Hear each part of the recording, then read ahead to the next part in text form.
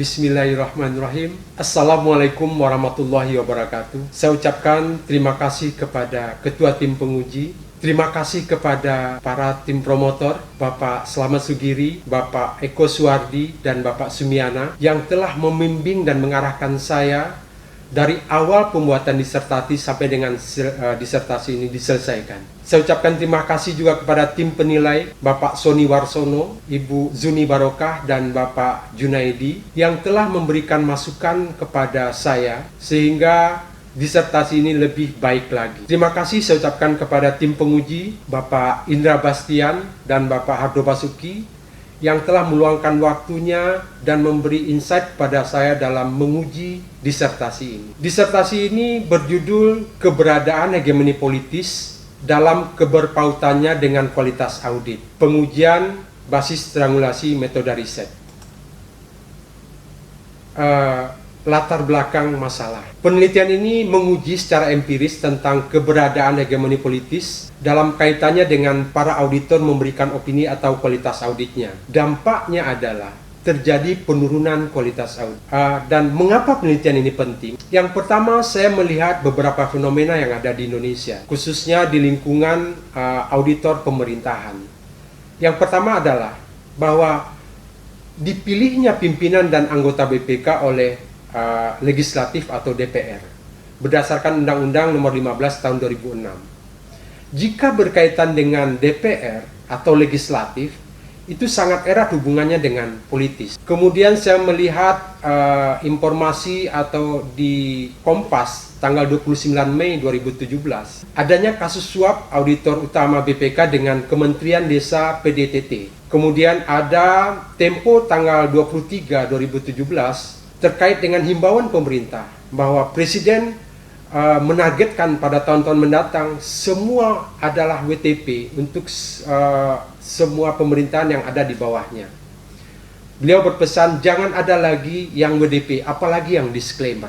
Selanjutnya saya melihat ada novelties dalam penelitian ini, karena di penelitian ini saya menguji hegemoni politis dengan triangulasi metode, yaitu survei, eksperimental, dan kualitatif atau interview. Sehingga riset ini melihat jika dalam proses audit di BPK terjadi hegemoni politis, dampaknya adalah akan menurunkan kualitas audit itu sendiri.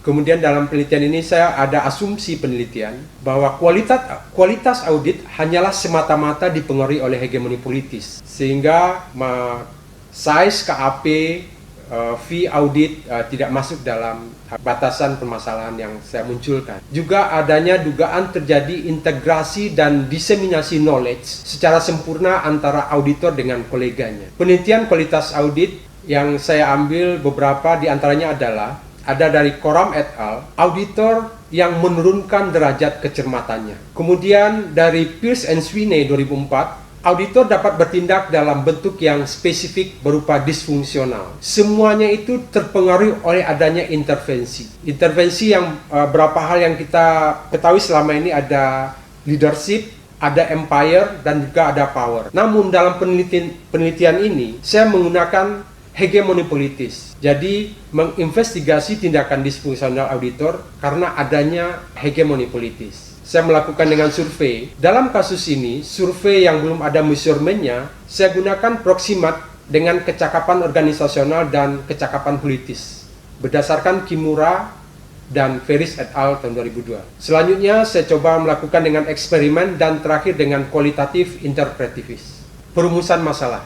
Menurut De Angelo tahun 1981, audit yang berkualitas harus memenuhi dua persyaratan utama, yaitu kompetensi dan independensi. Kompetensi dapat dipenuhi auditor melalui pendidikan dan pelatihan serta pengalaman. Sedangkan independensi adalah sesuatu yang tidak terpengaruh. Bagaimana auditor tidak terpengaruh oleh faktor luar atas pekerjaannya. Namun dalam berinteraksi, auditor selalu terpengaruh baik secara langsung atau tidak langsung dalam lingkungannya. Dalam kasus ini, pengaruh yang saya munculkan adalah hegemoni berdasarkan Gramsci et al. Tahun 1971. Pertanyaan penelitian. Di angulasi pertama, survei, saya mengajukan 3 pertanyaan penelitian Yang pertama adalah, apakah auditor yang mempunyai kecakapan organisasional sebagai proksimat hegemoni politis cenderung untuk melakukan pemodifikasian kualitas audit? Yang kedua adalah, apakah auditor yang mempunyai kecakapan politis sebagai proksimat hegemoni politis cenderung untuk melakukan pemodifikasian kualitas audit? Yang ketiga, apakah auditor yang mempunyai kecakapan organisasi dan politis sebagai proksimat hegemoni politis secara bersama-sama cenderung untuk melakukan pemodifikasian kualitas audit? Yang kedua, di angulasi kedua atau eksperimental, saya mengajukan pertanyaan, apakah auditor yang terkena hegemoni politis lebih besar melakukan perubahan kualitas audit dalam bandingannya dengan auditor yang tidak terkena? Selanjutnya dalam angulasi ketiga, kualitatif interpretatif, saya mengajukan pertanyaan bagaimana keberadaan atau keterjadian proses hegemoni politis terjadi di auditor pemerintah. Selanjutnya, mengapa pengaruh hegemoni politis itu selanjutnya mampu mempengaruhi perubahan kualitas audit. Sehingga tujuan dan kontribusi penelitian, tujuan ini adalah menjawab semua pertanyaan yang saya gabungkan menjadi satu, yaitu menginvestigasi keberadaan hegemoni politis dalam kaitannya dengan proses penyesuaian kualitas audit. Selanjutnya saya berharap penelitian ini berkontribusi satu terhadap teori sebagai pengembangan teori hegemoni politis untuk ilmu auditing, yang mana selama ini hegemoni itu banyak masuk ke dalam ranah politis. Yang kedua, secara praktik bermanfaat dalam pengambilan kebijakan dan regulasi. Ketiga, secara metodologis dilakukannya dengan pengujian triangulasi, telaah literatur dan hipotesis. Di dalam literatur tentang kualitas audit, saya mengambil beberapa penelitian terdahulu atau rujukan. Yang saya ambil di sini adalah sebagiannya saja. Yang pertama dari De Angelo 1981 yang merumuskan bagaimana auditor menemukan kesalahan dan sekaligus melaporkannya. Itu adalah kualitas audit. Yang kemudian oleh Francis et al. Francis tahun 2011, kualitas audit adalah jika memenuhi standar yang berlaku umum. Kemudian Devon dan Zhang 2014, kualitas audit itu merujuk kepada keyakinan yang lebih tinggi pada kualitas laporan keuangan yang tinggi. Selanjutnya Christensen et al. 2015 menyatakan bahwa kualitas audit itu adalah kompetensi auditor sebagai indikator kualitas yang tinggi. Selanjutnya Francis 2011 juga merumuskan tentang kualitas audit dicapai jika auditor mengeluarkan laporan yang tepat dan memenuhi standar. Selanjutnya, KAP yang besar memiliki akses sumber daya yang lebih baik terkait dengan teknologi pelatihan dan fasilitas serta lebih independen, yang disampaikan oleh Craswell et al. 1955, Francis et al. 1999, dan sampai dengan Watkin et al. 2004. Selanjutnya untuk independensi auditor, saya merujuk beberapa penelitian tentang pendapat going concern muncul ketika ada kepentingan klien oleh Renault dengan Geiger 2013. Adanya insentif langsung atau tidak langsung oleh Wallman, auditor terpengaruh ketika adanya perlakuan akuntansi yang disukai oleh manajemen walaupun tidak tepat. Heckenbrock dan Nelson 1996. Kemudian Craswell et al. Tahun 2002 menyatakan bahwa fee auditor tidak mempengaruhi auditor untuk mengeluarkan audit dengan opini wajar tanpa pengecualian. Terakhir, oleh Tepalagul dan Lin, auditor tidak independen karena adanya kepentingan atas klien seperti pemberian pelayanan jasa non-audit, juga ada masa audit dan afiliasi klien dengan KAP. Intinya adalah independensi auditor terganggu karena adanya intervensi. Bentuk-bentuk intervensi yang umum kita ketahui adalah adanya imperium, adanya leadership atau kepemimpinan, adanya power. Sehingga dalam penelitian ini saya menyimpulkan bahwa ada satu lagi intervensi yang tepat yang dapat saya gunakan dalam unsur pengaruh yang saya sebut dengan konsep hegemoni. Konsep hegemoni itu menganalisis berbagai relasi yang berhubungan dengan kekuasaan melalui perspektif mekanisme pengaruh yang dilakukan oleh aktor intelektual atau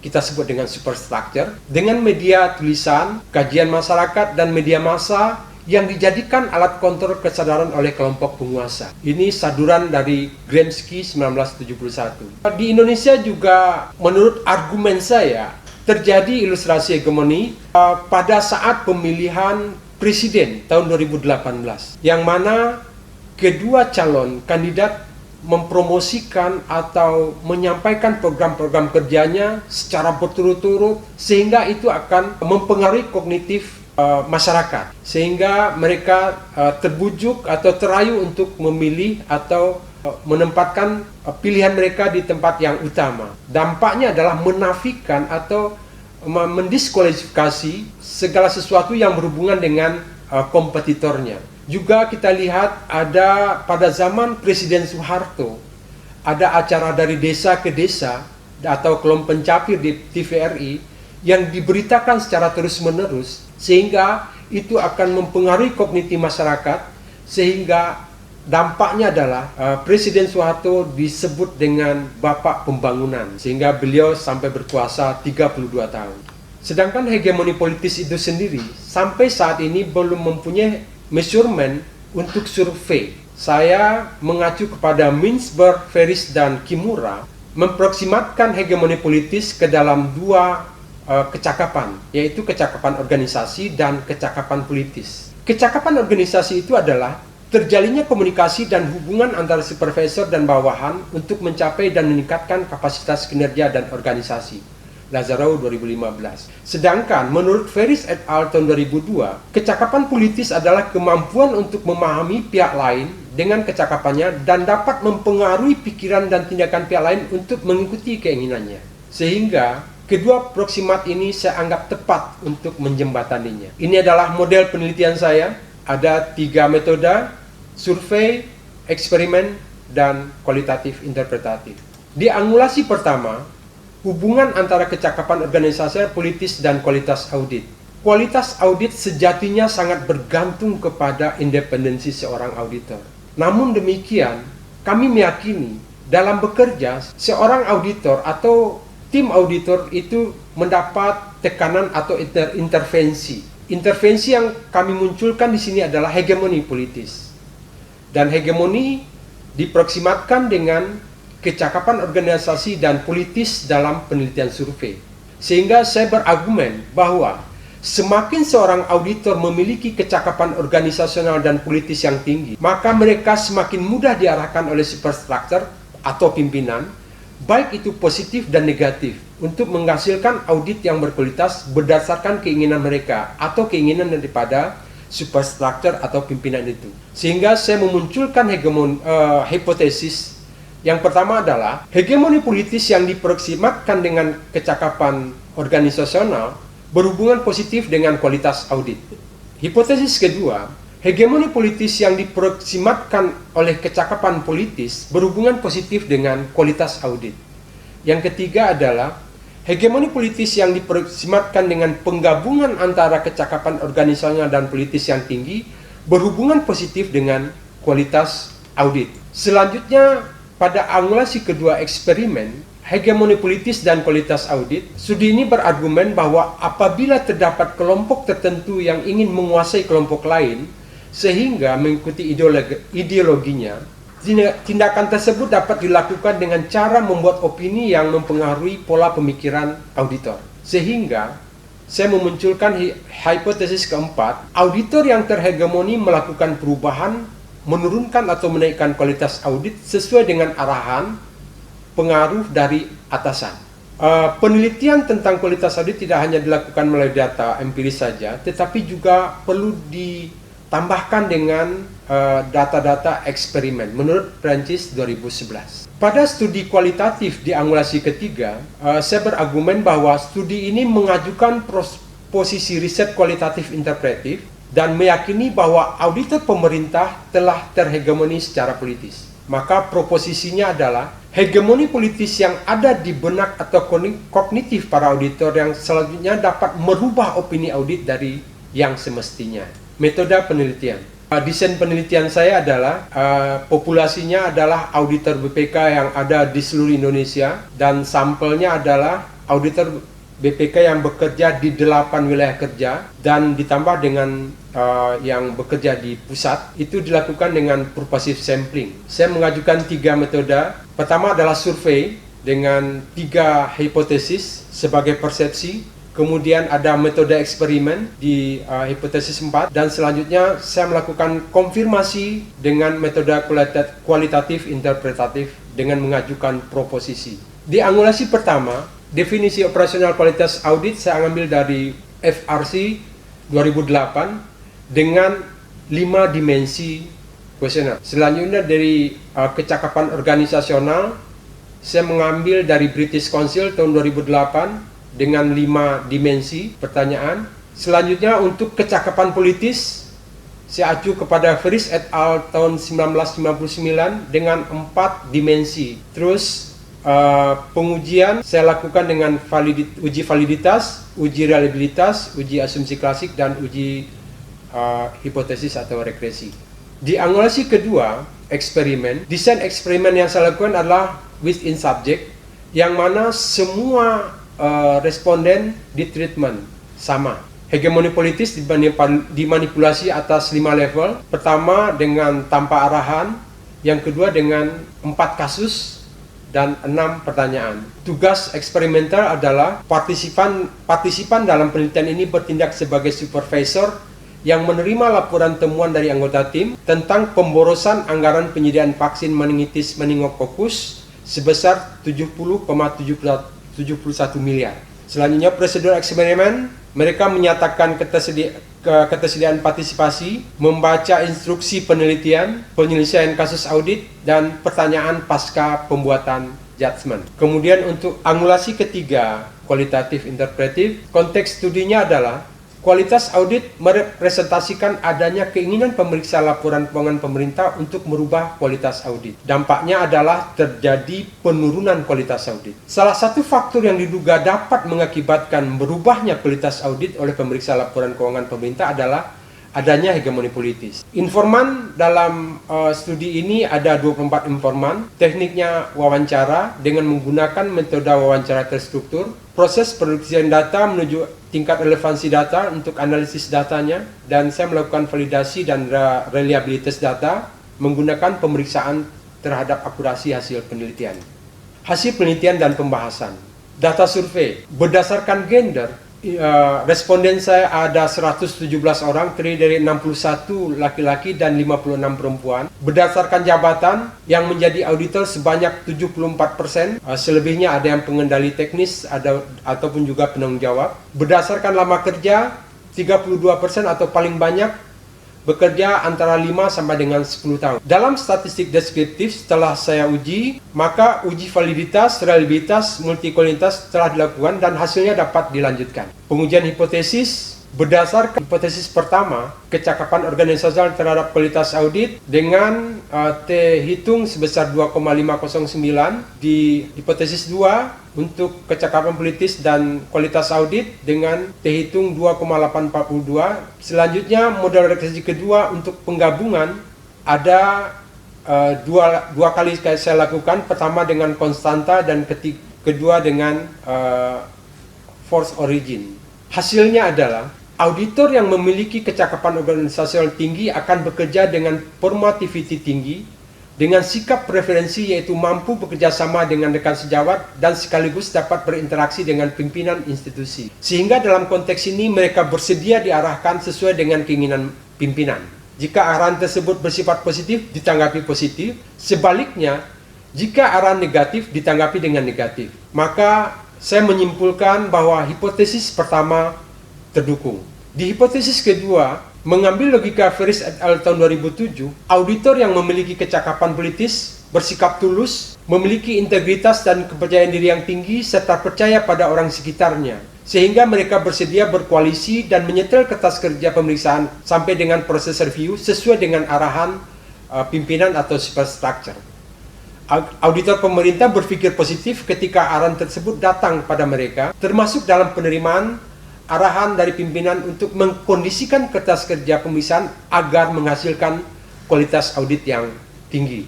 Selanjutnya di hipotesis ketiga juga terdukung. Auditor yang memiliki kecakapan organisasional dan politis yang tinggi dalam konsep hegemoni adalah mereka yang mampu membaca situasi dalam berperilaku dan mampu bekerja sama ataupun berkoalisi dengan teman sejawat atau dengan pimpinan. Koalisi dengan pimpinan salah satunya mengikuti arahan. Arahan tersebut tercerap dengan baik dalam kognisi mereka, apalagi jika ditambah dengan pengalaman para auditor atau sublime of ideology. Arahan pimpinan atau superstructure tersebut dengan mudah diterima oleh auditor, walaupun berdampak pada perubahan kertas kerja pemeriksaan lapangan sampai dengan review laporan keuangan. Perubahan kertas kerja lapangan sampai dengan review laporan keuangan bertujuan untuk meningkatkan kualitas audit. Selanjutnya pada angulasi kedua, metode eksperimen. Di data eksperimen terlihat ada dari awal saya mengukur mean, median, standar deviasi dan variannya. Saya lanjut dengan rata-rata data, membandingkan antara awal atau tanpa hegemoni dengan hegemoni pertama sampai dengan hegemoni ke-6.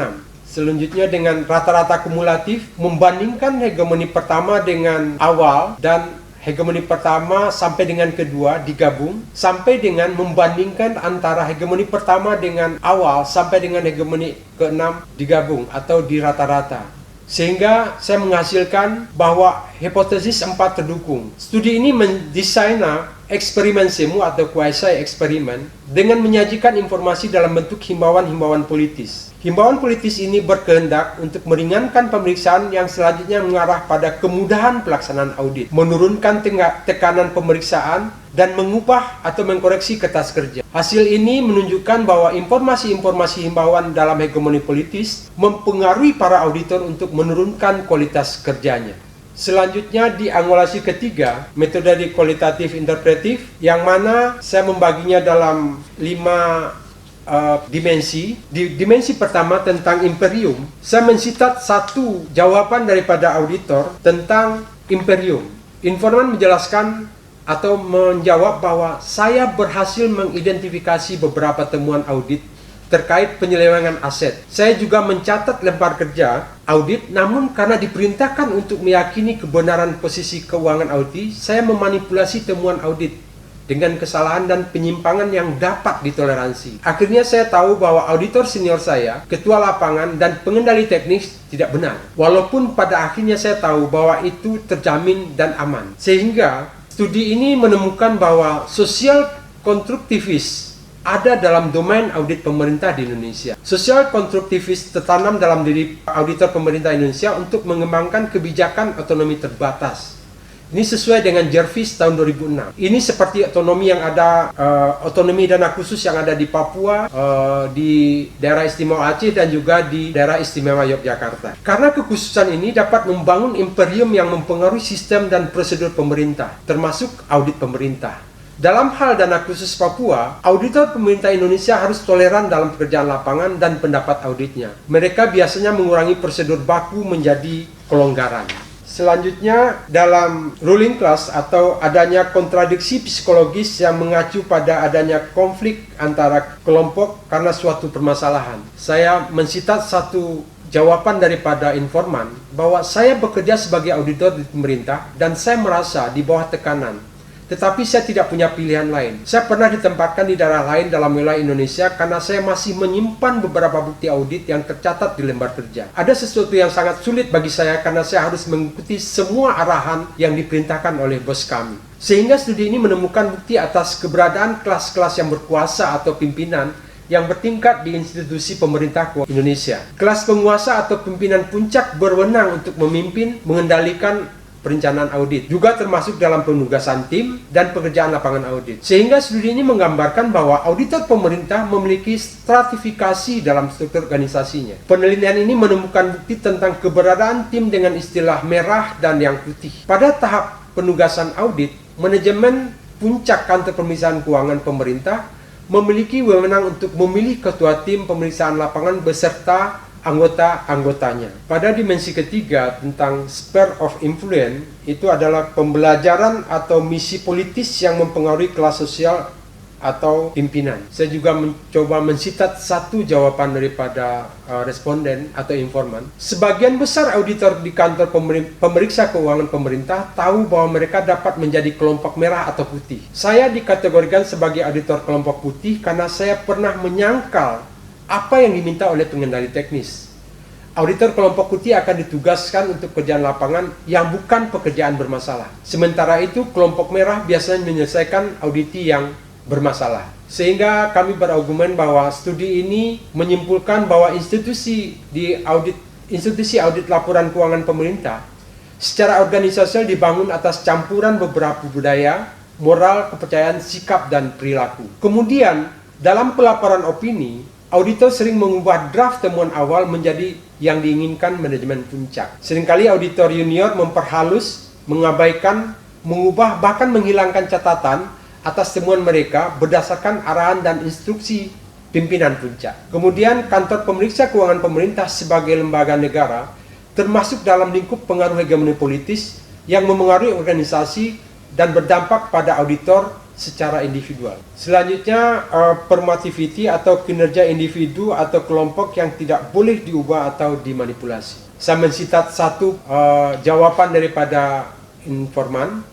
Saya sering mengubah jalur prosedural menjadi jalur lain ketika saya melakukan pemeriksaan dan investigasi laporan keuangan auditi. Saya melakukannya karena saya harus mengatur ulang temuan audit untuk dilewati, dihilangkan, dimanipulasi atau sebaliknya. Sehingga kami berargumen bahwa penelitian ini menyimpulkan bahwa auditor pemerintah bertindak ilokusi dengan menurunkan kualitas audit. 2. Penelitian ini berpendapat bahwa auditor menurunkan kualitas audit mereka dalam keyakinan, sikap, dan perilaku. Studi ini menyimpulkan bahwa mereka mempraktikkan apa yang mereka lihat dan rasakan dalam setiap tugas yang mereka kerjakan. Selanjutnya adalah sublime object of ideology, yang mana maksudnya adalah adanya ideologi masa lalu dari seorang atau kelompok dalam kelas sosial tertentu karena adanya hegemoni politis yang mempengaruhi karya-karyanya. Saya mensitat satu jawaban daripada responden. Kami merasakan bahwa kami menjadi permisif atau memaafkan beberapa temuan saat kami melakukan audit. Kami menemukan beberapa bukti dengan banyak kesalahan atau penyimpangan. Tetapi auditor senior dan ketua tim pekerjaan lapangan menginstruksikan untuk tidak mencatat dalam lembar kerja audit.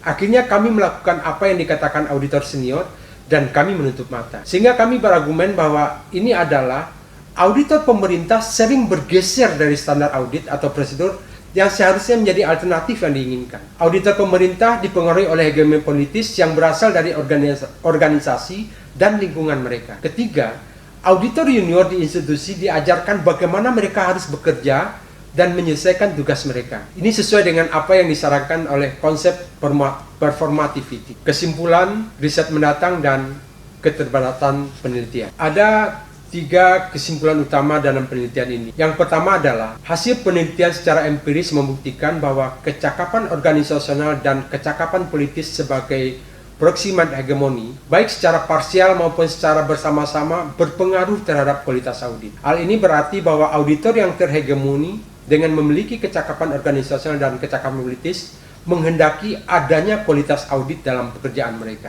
Yang kedua, hegemoni politis melalui media massa terbukti keberadaannya. Dapat disimpulkan bahwa media massa adalah alat yang efektif yang dapat digunakan oleh elit penguasa untuk menyampaikan keinginan mereka. Yang ketiga, dengan menggunakan metode kualitatif interpretif, kami menemukan bukti bahwa keberadaan hegemoni yang lebih nyata terjadi dalam kaitannya dengan kualitas audit. Keterbatasan penelitian, studi ini hanya difokuskan pada tingkat nasional tanpa mempertimbangkan urgensi hegemoni itu sendiri. Yang kedua, penelitian ini belum memperhitungkan apakah hegemoni politis itu berasal dari imperium internasional. Misalnya, keberadaan negara adikuasa di dunia memengaruhi laporan keuangan pemerintah, misalnya di Papua, karena keberadaan perusahaan Freeport sebagai perusahaan multinasional. Yang ketiga, studi ini juga belum membatasi perbedaan hegemoni terkait budaya Indonesia yang mengacu pada kolektivitas kolegial atau kebersamaan.